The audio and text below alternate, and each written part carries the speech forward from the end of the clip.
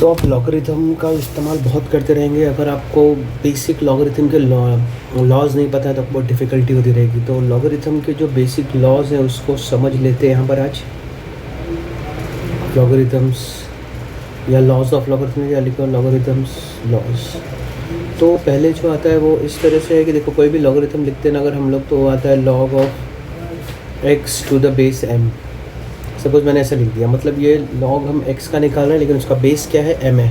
इस तरह से हमने लिख दिया। और अगर इसको मैं डिवीजन फॉर्म में भी लिख सकता हूँ, मैं इसको लिख सकता हूँ log of x to the base log of m।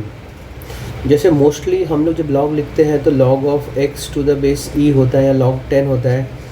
Then we come to know that कि log of x upon log of e and we know the value of log of x लिखो या log to the base e log of x to the base e लिखेंगे, उसका मतलब log x ही होता है। यानी log of x और log e का वैल्यू 1 होता है, तो इसका वैल्यू आ जाता है log ऑफ x। यानी जो नीचे का बेस होता है, ये जो बेस है that can be written as denominator. मतलब अगर मैंने ऐसे लिख दिया log of m to the base n, this we can write as log of m upon log of n। ये हो गया हमारा log 1। अभी पावर का भी एक इंडेक्स का भी एक लॉ होता है। जैसे ये log अगर मैं यहाँ पे लिख रहा हूँ log of x raise to m, मैंने ऐसा लिख दिया, मतलब पावर में मैंने m लिख दिया यहाँ पर। ये देखिए ऐसे। तो ये जो m होता है ना, ये m आगे आ जाता है मल्टीप्लाई, मतलब x का power can be multiplied with log।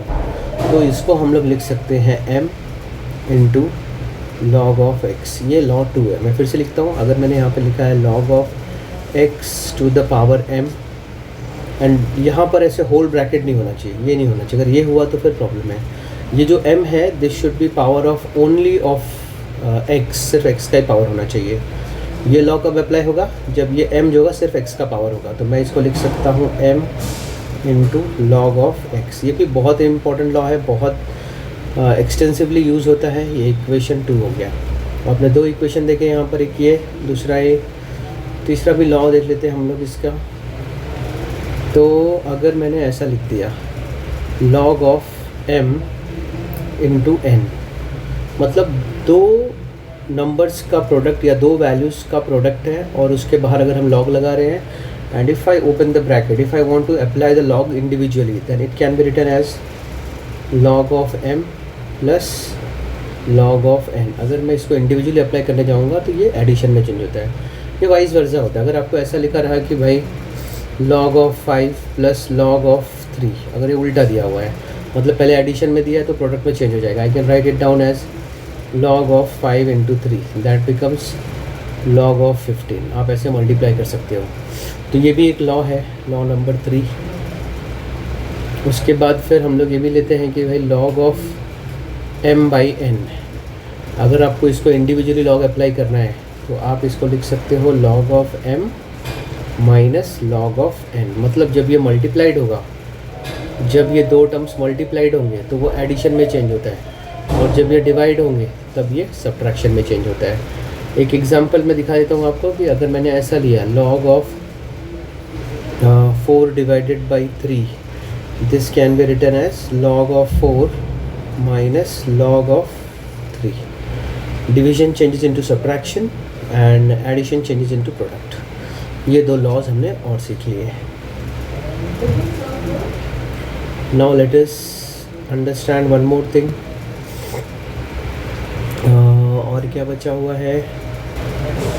और एक चीज़ याद रखिए कि अगर मैं ऐसा लिख रहा हूँ log of a to the base a, इसका आंसर हमेशा क्या आता है? 1 आता है।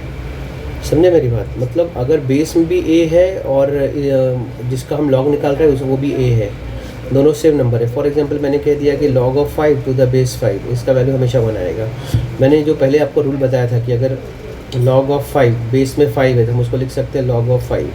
अब log ऑफ 5 को log ऑफ 5 से कैंसिल कर दो, आंसर 1 आ जाएगा। उस तरह से ये जो लॉ है log to the base a of a is always equal to 1।